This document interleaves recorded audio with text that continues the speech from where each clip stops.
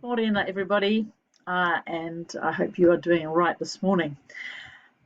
Gentlemen, I've got a lot of things I want to talk to you about face to face, and to show you some bits and pieces on how to go about making your static image book cover, which you should at least have been starting to grapple with, if not already done a whole lot on it. I've had some questions about how to do it though, so I'm going to show you those things. So please pay attention. I'll try to keep it succinct. And I hope that you're enjoying this task and that you will enjoy this task this week. It's very different from the narrative writing, which I know many of you found quite challenging. Writing is always hard, and some of you and many of you have done a really good job online, so congratulations to you. Right, static image book cover. First draft is due tomorrow. So I don't mind how you submit this. You can email it to me. You can put it in the Dropbox.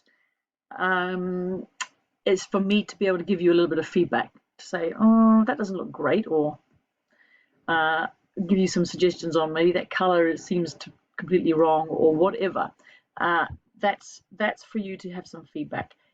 What is really vital is that it's finished by Friday, and we are actually going to start getting on with our film study tomorrow as well. So you're going to be working on your static image as you would have done if we were actually physically in class, largely for homework to finish it off. Okay, so looking at the screen, you are already watching today's screencast lesson, and now we're looking at the template. I'm hoping that a whole lot of you will have succeeded to do this already, but I'm just going to go over it quickly. I've created a template, so you click on there. There is your template. And what I want you to do is download it. Can I do that? Hold on a second. Download. Click on the download button at the top, and then I've got it here, down here on the left-hand side. I open it there, and now that I've downloaded it and reopened it, I can right-click on my computer and save. So I'm going to save as book cover template, and I'm just going to do that on my desktop. Now I will have already done this, so it's going to come up saying already exists, do you want to replace it? That won't happen for you, but I'm going to press yes.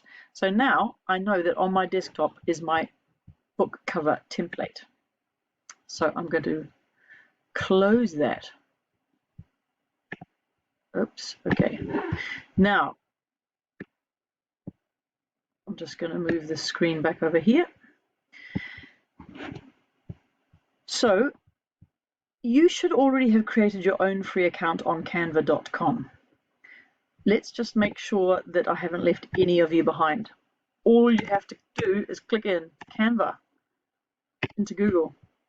Then you will come up with canva.com, and you click on Canva, and you can make a free account with your school email address. And so you should already, gentlemen, oops, let's go back one, have already come to this home page. So this is your home page, and it looks like that.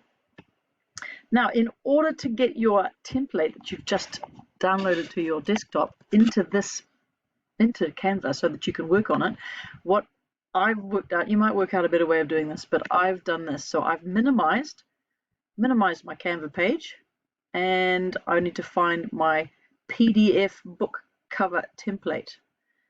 There it is. It'll look like that. And literally all you do, gentlemen, is drag it. So left click, drag it, and drop it into there. Now let's have a look. It's downloading, and there it is on Canva. It's already there for you to work on. So click on that, and now you have all these options as to what you can do. Go away, don't want you there. Go away. Okay, so you can make this a bit bigger. I'm just going to open my screen. So here we go. This is your book. This is your book cover. This is your front copy. This is your spine, and this is your back, where you're going to put your blurb. So for instance, there's so many things that you can do here. I'm going to, instead of having paperback book, cover template, and now I'm going to make it even bigger. Oh, you guys can't see because my face is there.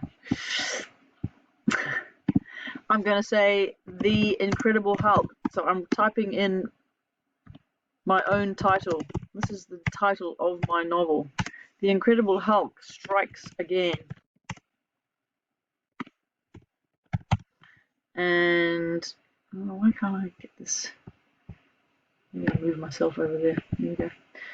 The Incredible Hulk Strikes Again, and I want to make it size up to the middle there. And actually, I want to make this word even bigger. See if I can do that. Oh, the whole thing's going to be over here. That's okay. The Incredible Hulk Strikes Again. So I don't think this stuff here shows. I think that's now blank. But you might be able to delete it. I haven't worked out how to do that. The Incredible Hulk Strikes Again. Now, if I want to put on an image, oops, put an image in there, which I do, I can go to Photos. Oh, you can't see that. Make that way bigger. Then make that way bigger. No, I can't make it. I can't get both the sides in to show you. Photos. See on the left hand side, I can go to Photos. I could decide, just moving myself over there again. I could decide that I actually want to find an Incredible Hulk. Oh, look, let's put him in there. That looks fantastic. So I can just, I think, deposit him in there. Now he's too big, but I can do some sizing. I actually don't think he's a very good image, really. Let's face it, because he's a landscape image, and I really want a portrait image. But well, it'll be okay. We'll get in there. There, The Incredible Hulk Strikes Again. And then there'll be a way for you to work out how to type your name, because this is by me. This is The Incredible Hulk Strikes Again by Emma Roxburgh. And you need to type your spine and then you can type in your blurb. Okay, so that is the way you go about actually physically making your static image. Why is that not moving now? There we go. Okay, what I want you to see also, gentlemen, is the other resources. Static image task slides are there to say what you need to be actually providing if you want to be reminded. And then there's a short video to get you thinking about design. I am just going to, yeah, and then finally go to the static image folder. I'm just going to take you down to that here. Oh, no. If you go to the static image folder, this is the folder, static image folder at the bottom of the page. There it is. Click on that. Then you've got all these examples of things to look at. And I'm just going to leave you to sort yourself out, including this static image task again. The things that you do need to be thinking about are some of the things that we discussed before the weekend. Dominant image, layout, foreground, background, font and typography, color, contrast. Make your book cover attractive, and it needs to reflect what your story is about. Okay, I think that's enough of me explaining all those things. So that's your task for today, is to get on with your static image. It is important to actually spend some time thinking and planning, and I am also going to set up a Google Classroom page this morning for you to write in your blurb, which remember should be 50 words, around 50 words, to get your reader to want to read your book.